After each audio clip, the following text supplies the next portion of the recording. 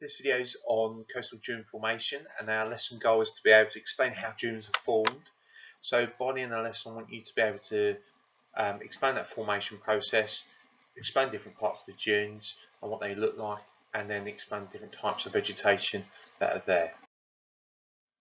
Let's have a look at the different parts of a dune, and we've got a diagram here with showing the cross section of a dune. Let's start at the front. So dune systems are dynamic and complex, which means they're changing, and they're complex in the sense that they, like I said, they change, and they can change over time quite quickly and quite drastically as well.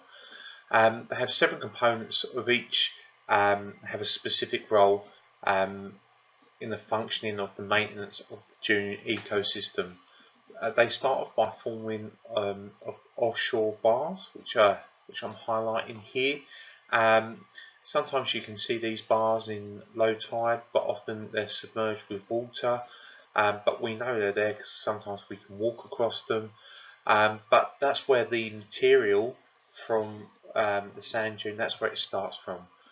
Dunes always form when the wind blows dry sandwood landward from the beach. So if we take a look at this diagram, we can see that as we go towards the land, what I mean by that last point, the wind will blow sand from the sea into towards the land, and as a result the sand dries, can be transported, and then is held by different types of vegetation. Drift accumulates around objects such as plants and driftwood, interrupting wind flow, which then causes sand dunes to form. So that's how sand dunes originally originated from. And as we can see, the front part of the dune is called the berm, and that's in the active beach zone. This part of the sand dune moves quite quickly and changes, particularly after storms and so on. Then as we move up the beach, what we do start noticing is that at the fore dune we start getting vegetation. Now the type of vegetation we get there are small grasses, pigface, beetle bush, so all those type of vegetation. As we move back, we get to see vegetation increase in size and height and more of it, and that really binds the sand together to form a really stable dune. So that's a cross section of what a dune looks like, and they're the different parts. Parallel dunes can go on for miles. If you look at the dunes at Stockton, again they go on for kilometres, and they're very, covered in vegetation, and they're very stable, and we can build on these quite easily. It's when we start building on the fore dune or the berms that we have a lot of problems. There's different types of dunes. So as I said, they're the fore dunes. The frontal dune is the first permanent dune constructed, and you can see it in this diagram in A. And you can see what I mean, types of vegetation with lots of grass. It's a vital component of the dune system because it acts between the barrier between the sea and inland areas. It's located normally at the back of the beach and is colonised by grass.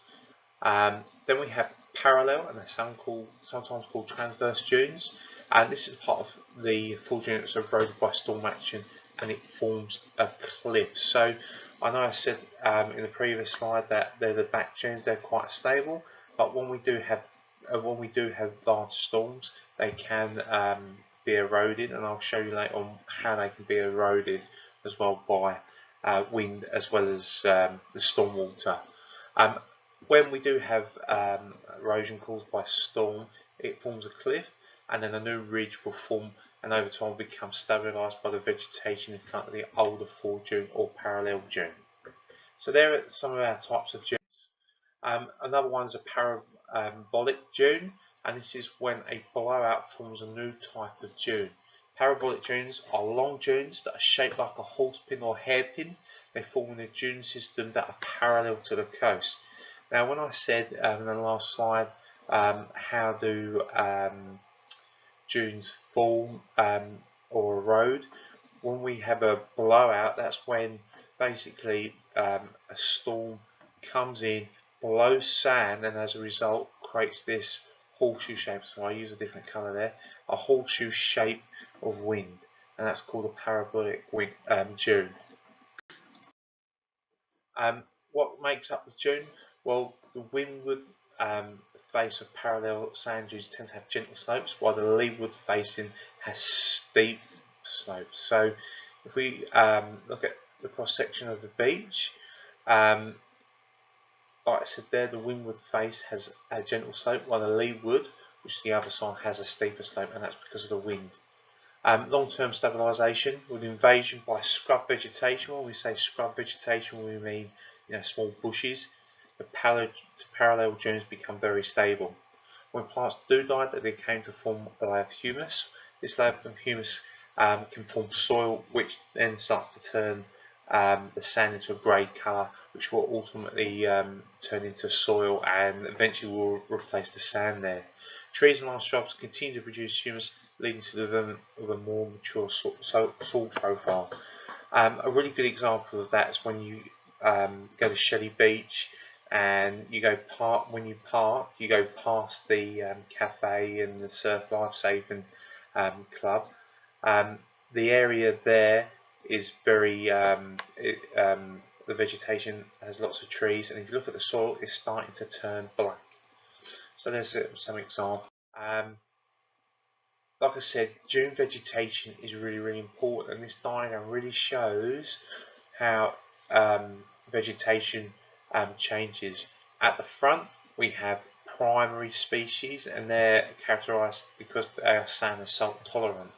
Then as you go towards the parallel dunes, we've got secondary species and then tertiary species. So they're examples of the way we categorise the different types of vegetation. We can quite clearly see the different types of dune. Like I said, with well-developed soils, you get trees and bushes. These are some of the close-up patterns of some of the primary species that we find in the fore dune. These are very salt-resistant vegetation. Then as we go back, we've got some more bushes, some scrub, secondary species there, and then as we go back we get trees like this.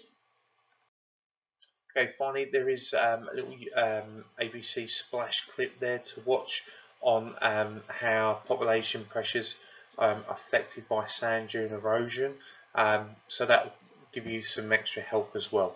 I'll be putting that on Google Classroom for you to watch, and if we've got time in class we'll watch that too. So they're the different types of dunes with different types of vegetation. I hope it gives you a better understanding of how dunes are formed. Okay, thanks.